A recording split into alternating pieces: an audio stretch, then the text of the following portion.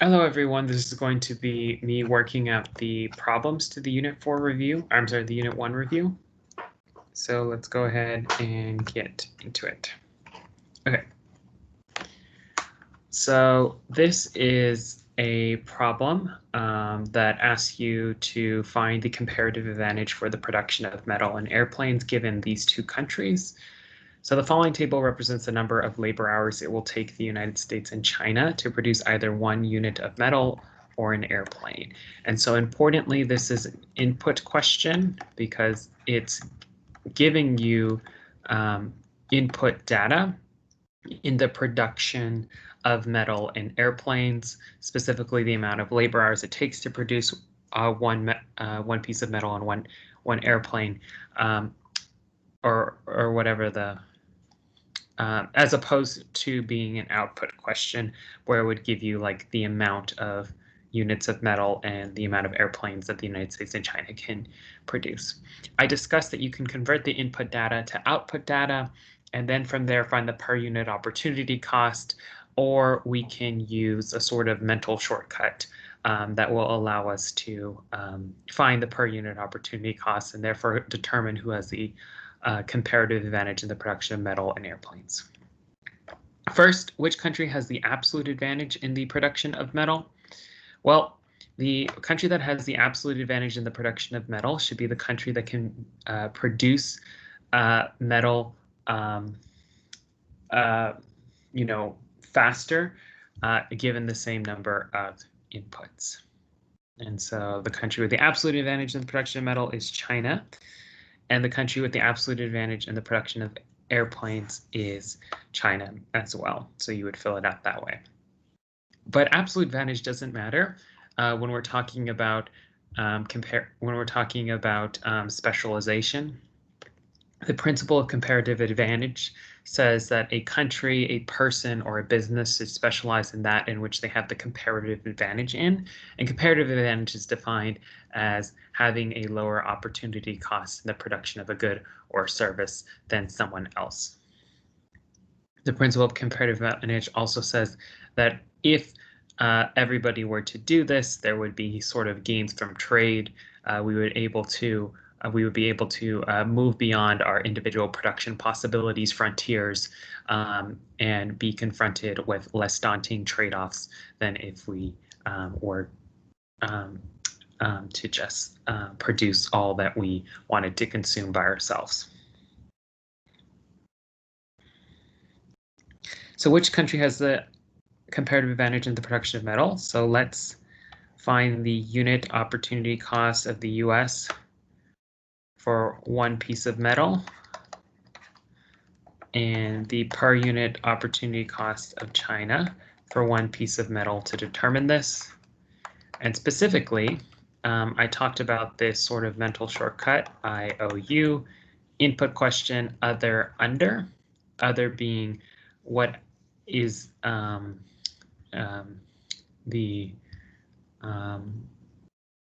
the other good you could have produced, put that in the denominator. So specifically, or you can think of it, this is how I learned it when I was in high school. For input questions, you want to put what you get in the numerator over what you give up in the denominator to find the per unit opportunity cost. And for output questions, you flip this, so you would put what you give up in the numerator and what you get in the denominator. So specifically here, what you get is metal, so you put the value, the number of labor hours it takes to produce 1 unit of metal, or however many units of metal, it really doesn't matter. And then 7 airplanes. Okay, cool. Or I'm sorry, 7 hours of airplanes. Divide by 2, we get 2. And so now we find for one metal, the opportunity cost for 1 unit of metal is 2 airplanes.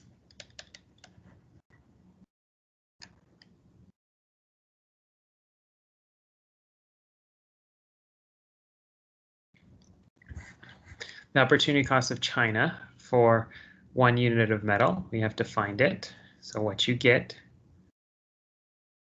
so we put the number of hours it takes to produce 1 unit of metal for China over what you give up, the number of hours it takes to produce 1 airplane. 12 divided by 4 equals 3 airplanes.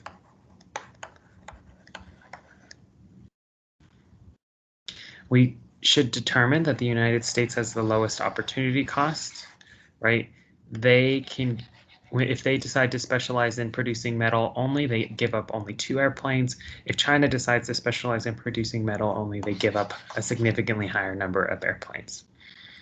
And so therefore, the United States has the comparative advantage in the production of airplanes.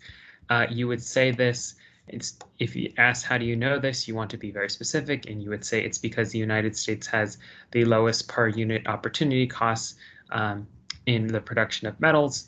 Or has a lower per unit opportunity cost when producing metals than China does. Sorry, I'm still trying to wake up.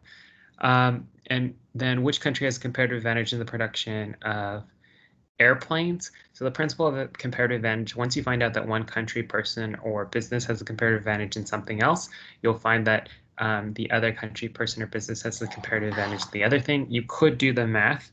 You don't have to, but you should find out that China has the comparative advantage in the production of airplanes. And then how do you know this? Again, you could say because China has the lowest per, or you could say, you can reference the previous answer and say because the United States has the comparative advantage in the production of metal. And then it asks you which country should produce metal and airplanes. It's a normative statement. You should say the United States should produce metal because they have the comparative advantage in the production of metal, and China should produce airplanes because they have the comparative advantage in the production of airplanes. Simple. Right, now I'm going to do an output question. I'm going to skip the absolute advantage part and just show you how to calculate comparative advantage. Remember to use the mental shortcut output other over. And so when you have data expressed in output per labor hour, we have data for the United States in production of wine, and France in the production of wine, United States in the production of cloth, and France in the production of cloth.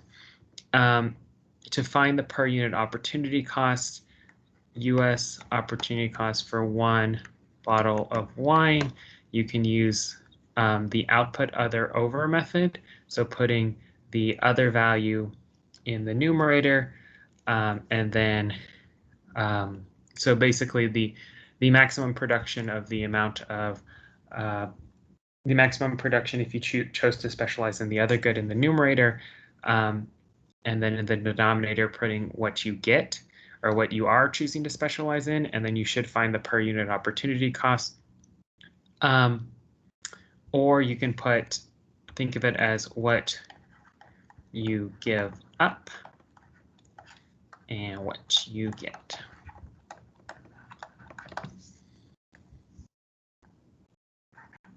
So $1 of wine, what you give up, you get $1 of wine. You give up 20 yards of cloth, right? And then what are you getting? You're getting 5 bottles of wine. 20 divided by 5 is 4 yards of cloth. So your per unit opportunity cost is 4 yards of cloth. Let me erase this here. That's not letting me erase. Oh yeah.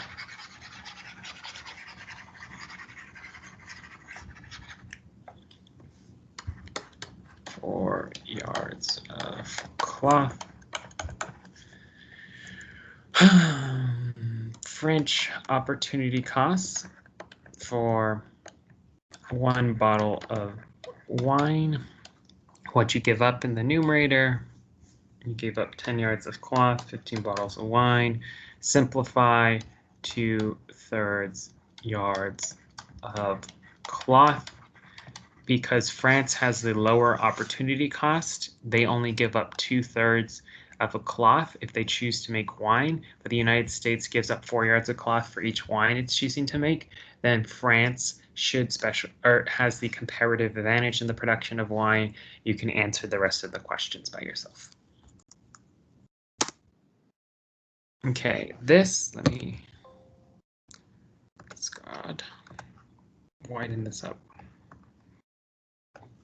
This I got from College Board. Okay, so assume that countries A and B have equal amounts of resources and identical technology. So you can see the production possibility frontier here.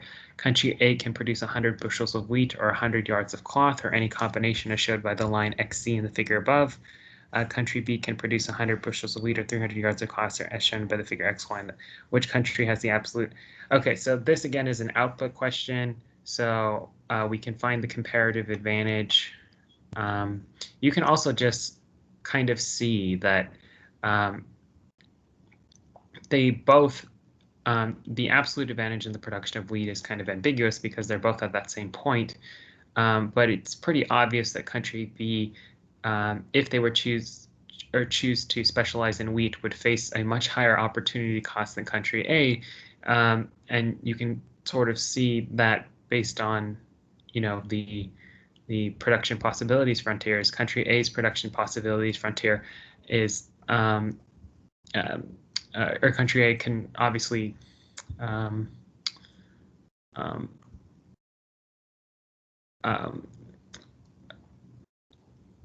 let me just spell out the logic with the math. Sorry, I'm still asleep. I'm still trying to wake up. I was up all night and then I thought I was good, and now I just need to wake up. Sorry. Mr. D is struggling today. The opportunity cost for country A, and you'll see this in a bit, so country A producing wheat is going to be higher than the opportunity cost of country B producing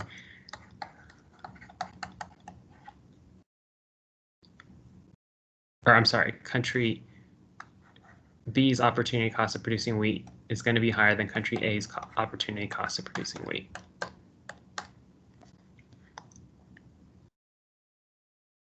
Okay, so specifically, remember we said output questions, what you give up in the numerator and what you get in the denominator. So if you're producing wheat for country B, you give up 300 yards of cloth and you get 100 yards of wheat. So your opportunity cost for 1 unit of wheat, 1 unit of wheat is 3 yards of cloth.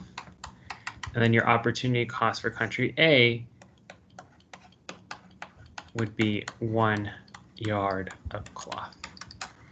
And so it's pretty obvious that country B faces a significantly higher opportunity cost if they decided to produce wheat than country A. So country A should specialize in the production of wheat. You can fill out the rest of your questions on your own, except D. D's kind of a little bit interesting, so I'm going to help you solve D. Assume that the two countries trade and that 1 bushel of wheat, so 1 bushel of wheat, is exchanged for 2 yards of cloth. So that's sort of the price that is set in this barter economy. Explain why the country that imports wheat will gain from trade. Well, if you're not specializing in the production of wheat, the country that imports wheat is going to be the country that specializes in the production of cloth, right? Which is going to be country B. And so we're trying to determine why country B is going to gain from trade at this price, where we have a price of 1 unit of wheat equals 2 yards of cloth. And the way that we can explain this is if country B didn't trade to produce 1, how many, is it tons of wheat? Bushel of wheat, 1 bushel of wheat, they would need to give up 3 yards of cloth, right? We can see that right here. That's the opportunity cost. So assuming they didn't trade with country A and there was no specialization and they refused to trade, to get 1 bushel of wheat, or each additional bushel of wheat, they would need to give up 3 yards of cloth.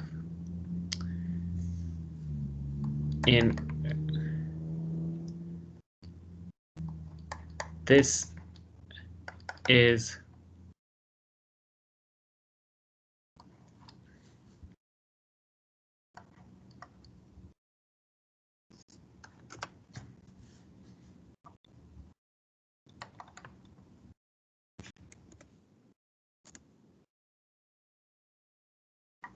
a higher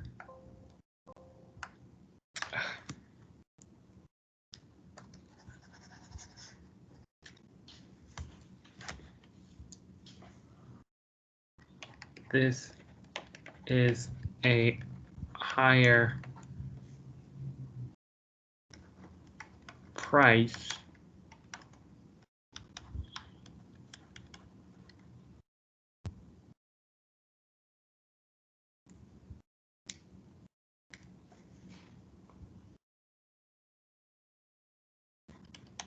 than trading 2 yards of cloth for wheat. Unit of wheat. Boom. Right, and we can see that in the price. Okay, awesome. We had talked previously in class about why there are gains from trade. We had said with specialization, countries are able to move beyond their production possibilities frontier and are still able to, acquire the other good. There's no expectation that they only consume cloth or wheat. There is an expectation that they should specialize and then trade, and they should be able to. There will be a price set somewhere in between.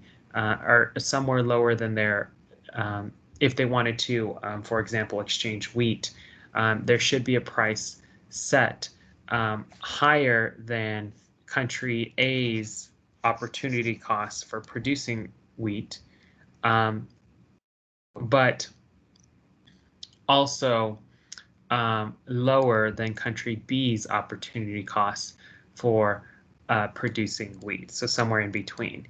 And so this price range is rather realistic and would demonstrate gains from trade, and would allow both country A and country B to move beyond their production possibilities frontiers.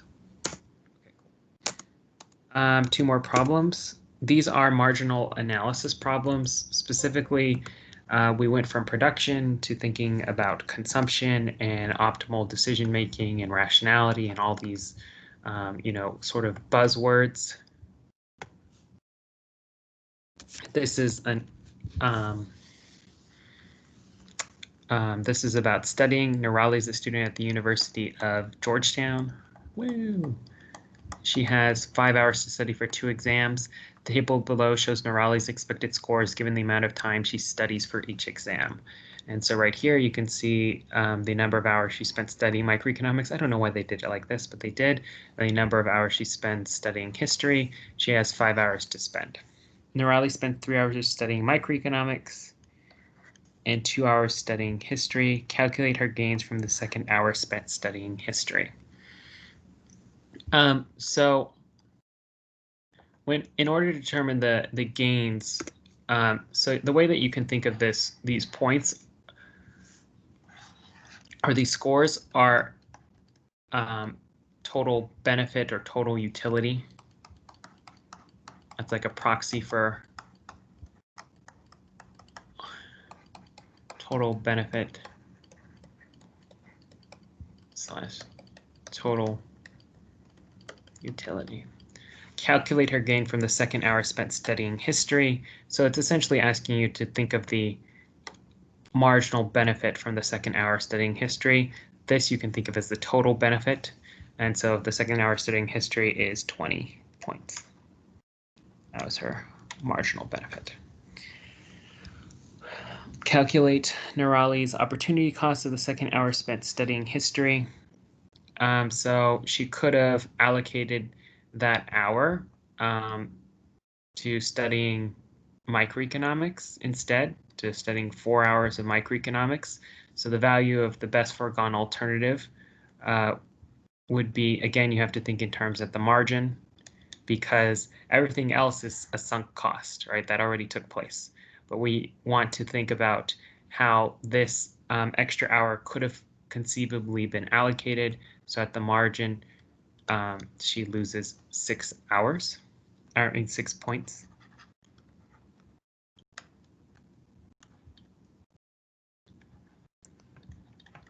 On microeconomics.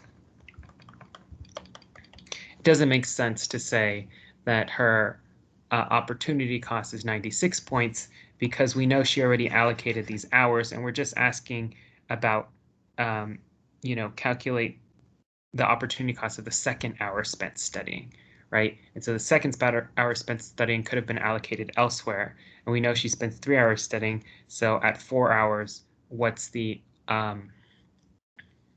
that's the only other place she could have allocated that hour spent or studying, given this scenario. So we're looking for the marginal benefit of that 4th hour spent studying microeconomics, which is 6 points. Assume Nerali increases the time she allocates to study history. What happens to the opportunity cost of studying history? Explain. Assume Nerali increases the time she allocates to studying history.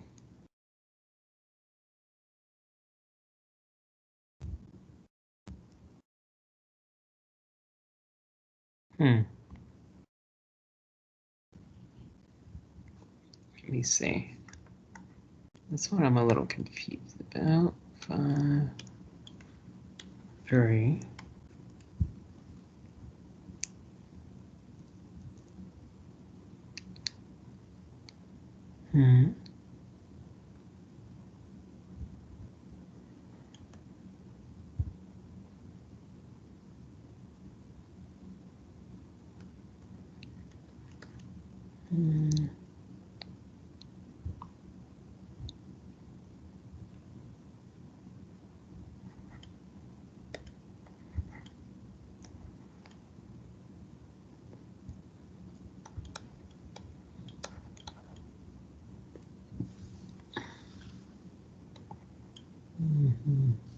It's 22. Okay. So assume Nerali increases the time she allocates to studying history. What happens to the opportunity cost of studying history? So the opportunity cost of studying history is the value of the best foregone alternative, so the study of microeconomics.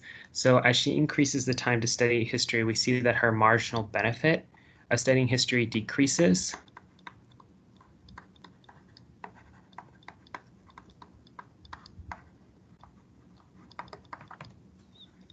But we also see, as she's redirecting hours from studying microeconomics, the opportunity cost should increase. So, right, so conceivably going this way.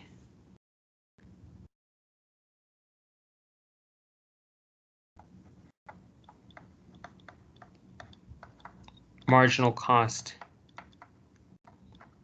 increases, right? Her marginal cost with each extra increment of hours she spent studying history, the marginal cost of that increases dramatically. So her opportunity cost increases, right? Because both the marginal benefit of studying history decreases, and the marginal cost of studying or not studying microeconomics increases because you're going down this line.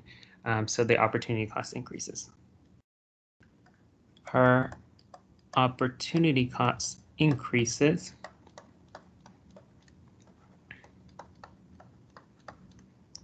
with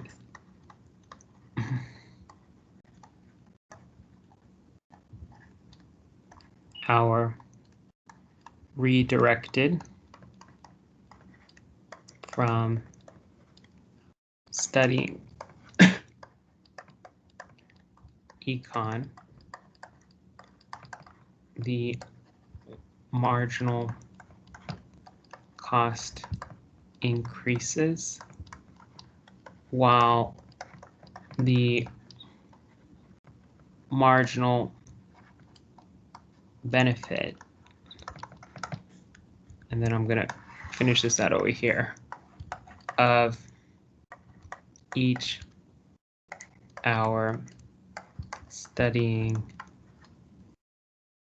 history decreases. Okay.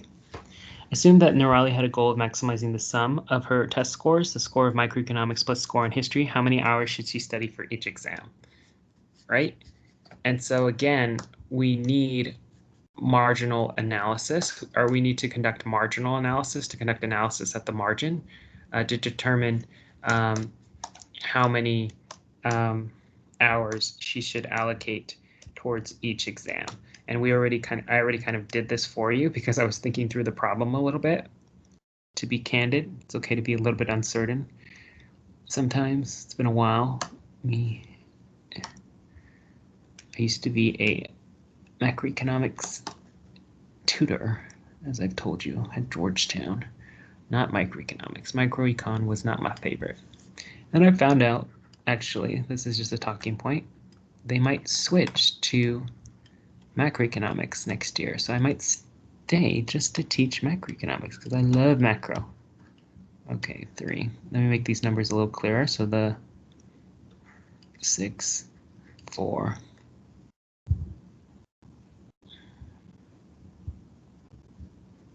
22, 60. Okay.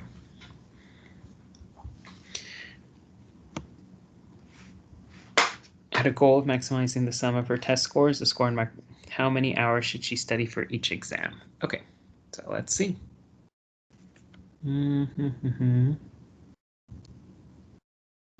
So the first hour should definitely be spent, because 60 is larger than 40, studying for microeconomics.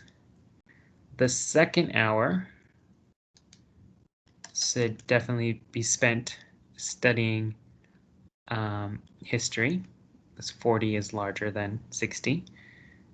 The third hour should be spent studying microeconomics, because 22 is larger than 20.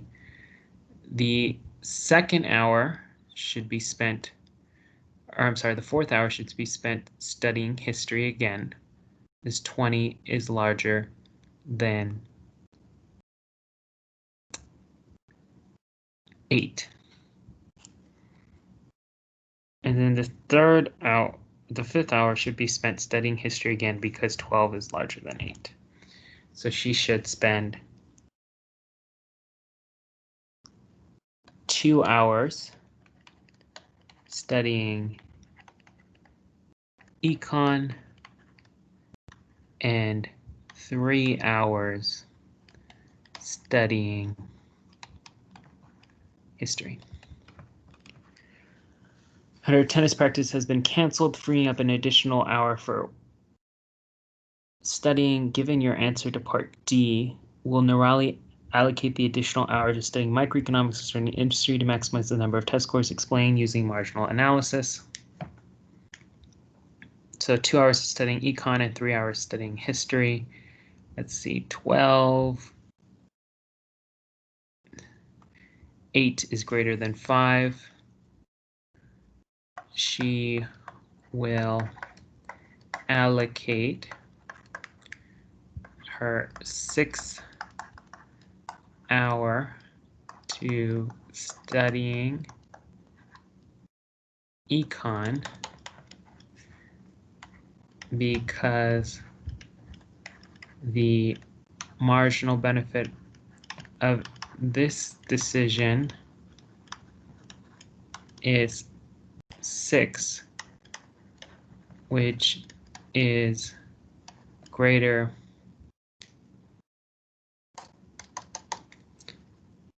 than maybe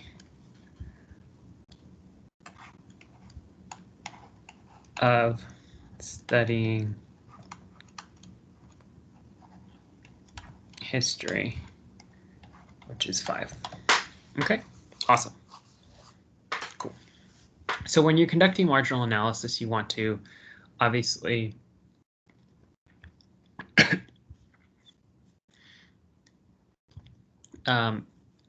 look at the total benefit/utility associated with the convert the total benefit or total utility into marginal utility and marginal benefit. And sometimes you even actually have to account for prices too, as in this example. So this is the last example. This wasn't on your review, but this one I actually recorded an Instagram video, but the Instagram video was too long. Miss Garcia kindly recorded it for me. So Martha has a fixed budget of $20 and she spends it all on 2 goods, X and Y. I know some of you struggled with this one. The price of X is $4 per unit and the price of Y is $2 per unit. The table below shows the total benefit measured in dollars Martha receives from the consumption of each good. So we can see total benefit from X is 16 bucks. Or I don't know why I said that, but here you can see the total benefit from X, total benefit from Y. What is the marginal benefit of the 5th unit of good X? So remember, we conduct marginal analysis. It's $1. Calculate the total consumer surplus if Martha consumes 5 units of X. 5 units of X. So we know that the total benefit is $41. I will say this, we talked about total utility and total benefit. They're essentially synonymous, but total benefit tries to put a dollar amount to utility, while utility is sometimes just expressed in utils. But when we're calculating consumer surplus, we're going to look at the benefit, which is the $41 total benefit, minus the total cost. And we know that the price of good X is $5 per unit, so minus $20. 5 times 4 is 20, equals 21 bucks. That's the consumer surplus. We'll talk more about this in Unit 2. Martha is currently consuming 4 units of X and 2 units of Y. Explain, using marginal analysis, why this combination is not optimal.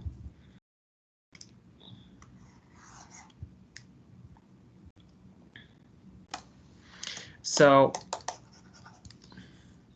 first thing that we have to do is we have to find the marginal benefit of X and the marginal benefit of Y.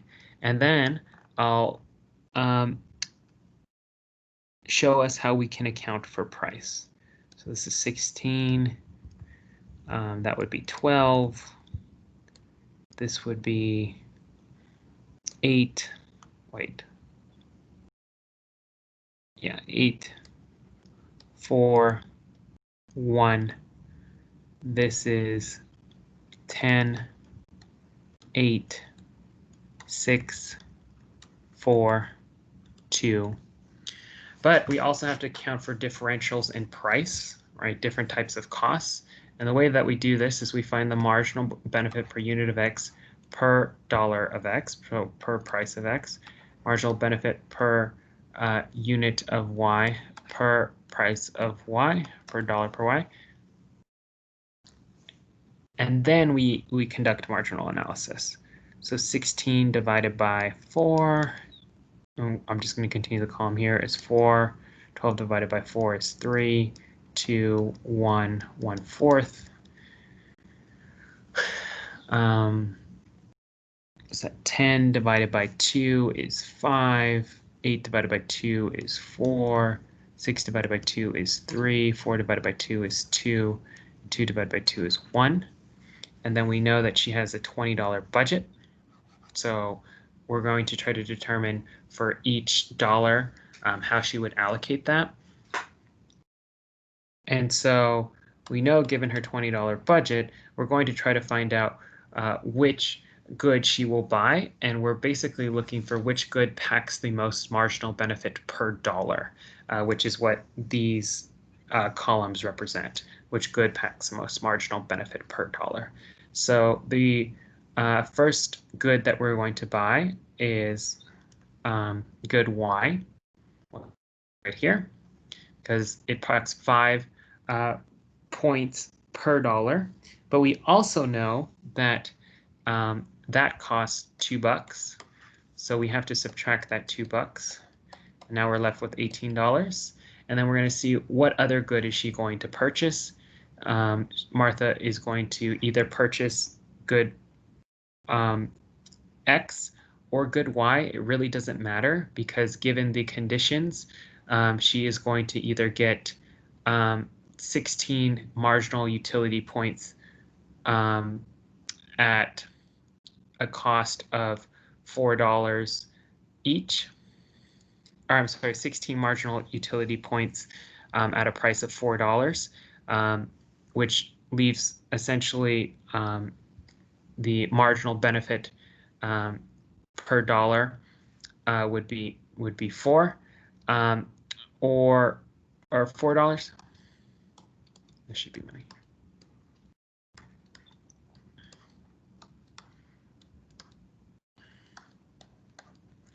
Or she's going to acquire an additional 8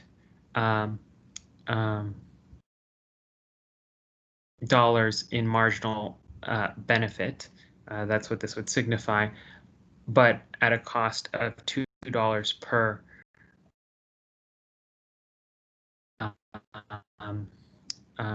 that she would expect to receive for each $2 spent, $4 dollars per dollar. So it really doesn't matter. She's going to go in this in some sort of order, some sort of combination. And we know that this cost her $4. We know that this is going to cost her $2. So 2, 4, 1, 2, 3, 4. So that's 8. She's going to do the same here.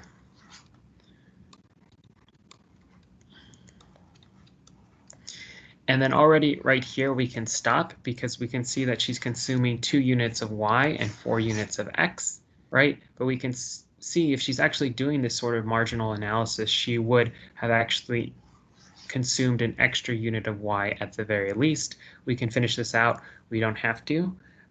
Use marginal analysis to explain why this combination is not optimal for Martha. So we would say after consuming 2 units of X and Y, the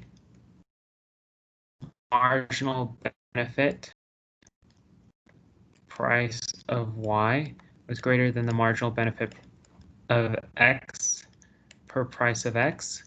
So she would be expected to consume more than 2 units of Y with the remaining. You can talk about how much money she has left. 8, 9, 10. Oh, you don't have to. 8, 9, 10. $8 she has left. This is critical. This is what you really have to note, that the marginal benefit of Y per dollar of Y is greater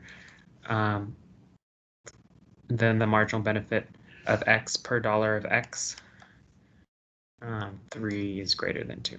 So she would have consumed at least an additional extra unit of Y. You can finish this out to find out what her exact consumption would have been. Okay, ta-da. Your review is done. You're welcome.